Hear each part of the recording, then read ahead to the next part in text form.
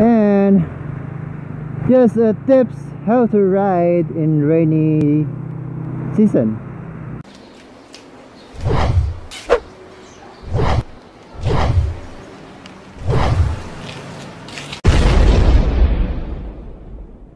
Hey guys, if you're new to our channel, please check our videos, leave a like, comment, and subscribe.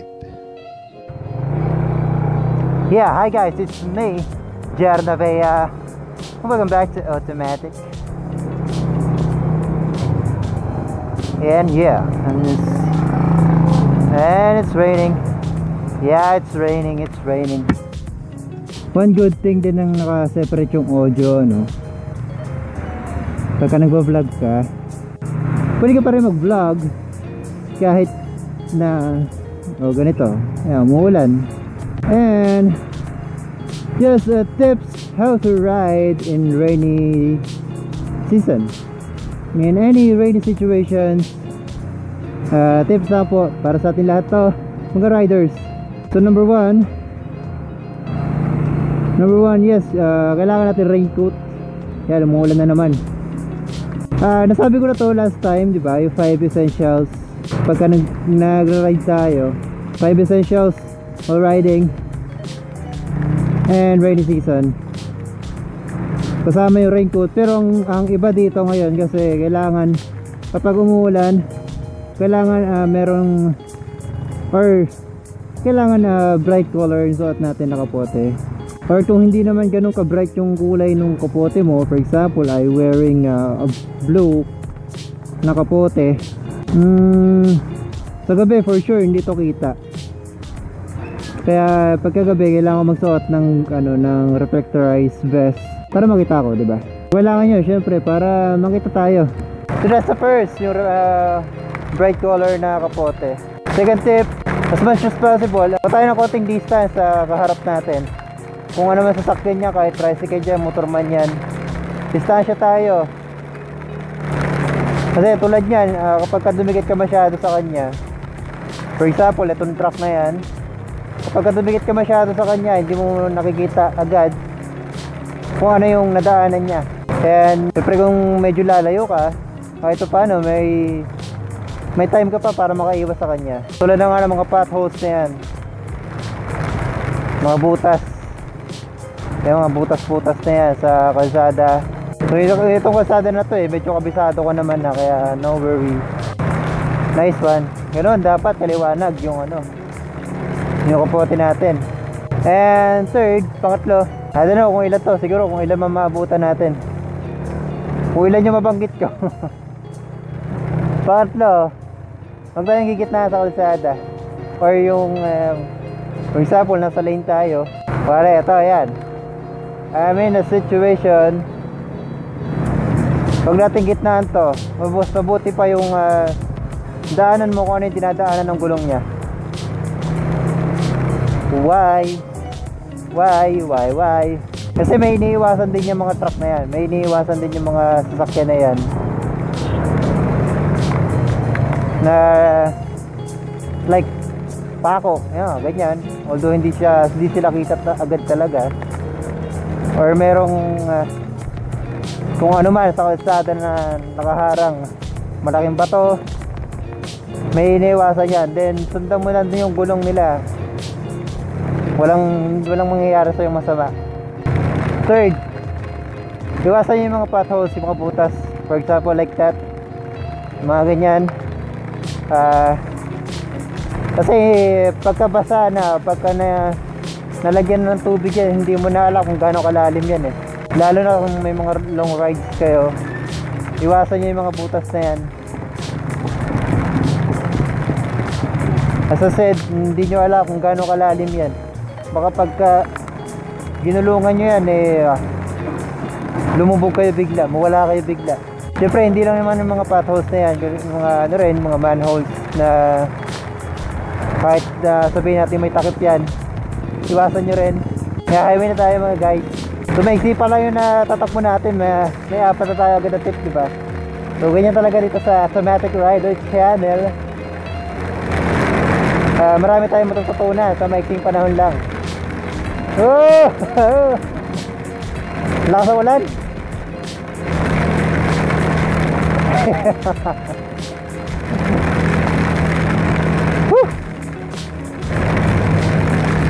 Well, pang-5 Pang-5, as much as possible, don't ride fast. Ayun pa, oh, potholes, oh. Laki nun. Don't ride fast. Kasi, again, basa yung kalsada eh. So anytime, anywhere, pwede kang madulas, pwede kang ma-aksidente. Diba, lagi naman, alam naman natin lahat yung mga riders tayo.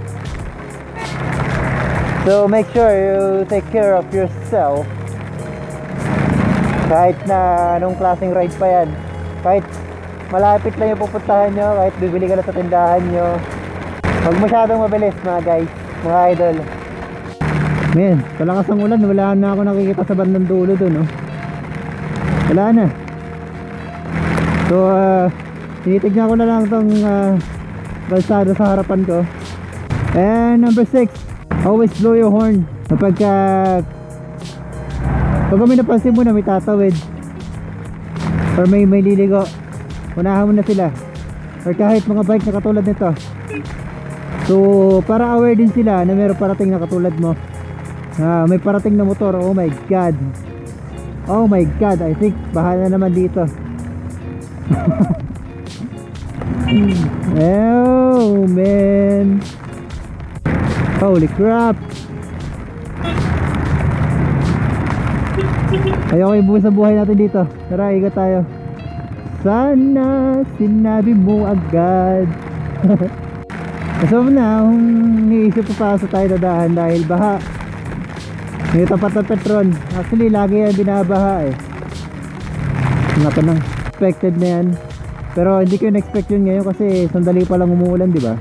Okay, dito kaya baha. Let's see here. Oh my god, baha din dito eh. So lang naisip ko, doon tayo, balik tayo sa atin. Negatibo, negatibo. Medyo sigurado naman ako sa susunod natin dadaanan ngayon. You know what, before I'm wearing that kind of kapote. Ano ba yung sa kapote, no? Raincoat, yan, tama. So yun nga, dati ganun ginagamit yung raincoat. And then I switched to this kind of parang jacket and pants. Kasi pagka ganun, medyo hindi komportable. Alam mo yun, pagka nag-ride ka, habang tumatakbo yung motor, may tinatangay sa gilid eh. Siyempre sa ganitong klase, since wala naman siyang mga nakalawit-lawit na, wala na tinatangay. Mas komportable ka mag-ride, mas okay to. Ngayon sa mga riders, kung babiyahe kayo ng malayo-layo, tapos tag-ulan, magpalit kayo ng raincoat ng ganitong klase, yung dalawahan, jacket and pants. Kailangan naman na ngayon yan. Kung napanood nyo yung essentials natin sa pagra-ride ngayong rainy season, number 1 tong kailangan, di ba? Kasi iwas aksidente lang. Dumaan tayo dito kanina, wala pa masyadong baha. Ngayon na parang lumulubog na. Okay, step number na tayo, number 7. Step number 7, sa mga may helmet dyan na full face katulad ko,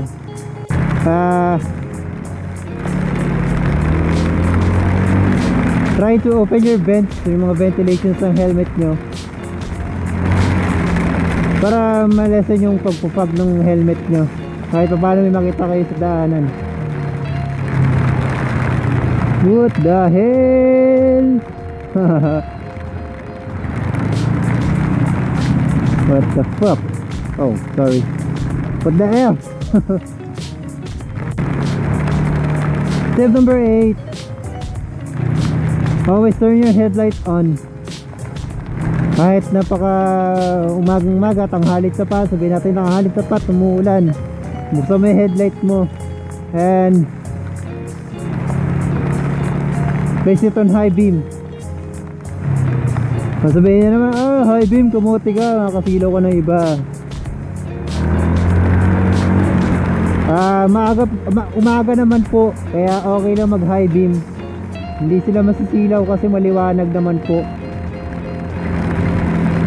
Ito lang naman para lang din sa visibility. For example, meron nga ito, isang L300 na to, sa side mirror nila mapapansin nila agad na merong motor, diba? Kung sakali ikaw kung mag-overtake ka, madali na makikita yun. Plus, syempre, magbubusina ka na lang din.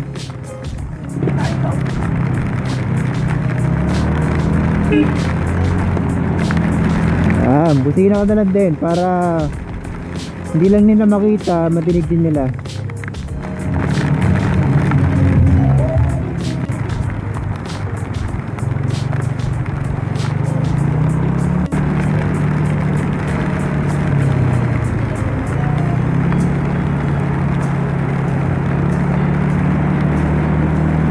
September 9. Ayan. Huwag kayong dadaan sa mga malalalim na na matubig, mga naglalawang tubig kapag ganitong klase ng panahon. Siyempre umuulan, may mga maipon na tubig yan, mga stagnant water niya kung tawagin. Lalo yung malalalim, huwag natin masyadong dadaanan yan. We don't know kung anong nasa ilalim ng tubigan na yan. Baka may mga pako yan, mga bubog yan, maaari ka pang maplatan. So kawawa ka naman, umuulan na, flat pa, bahal tutula ka sa kalsada. And at the same time, syempre yung motor mo rin, last na lang din. Oh shit, overshoot tayo bagal-bagal na, overshoot pa. Number 10, get yourself a fog film.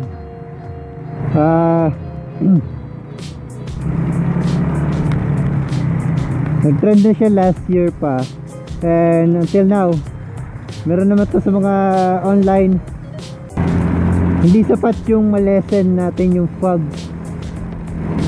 sa helmet visor. Siyempre kailangan mawala yan Yung visibility natin hindi dapat mabawasan, dapat 100% clear for our safety. So as much as possible, mag-install tayo ng mga anti-fog film. Kahit sa mga side mirror natin, di ba, may mga nilalagay dyan.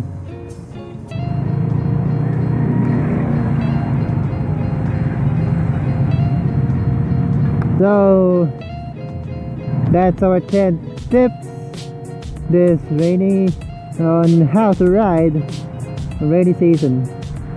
So that's it for now. If you like this video, please do like this video, share and subscribe. Till next episode. See ya. Boom, boom.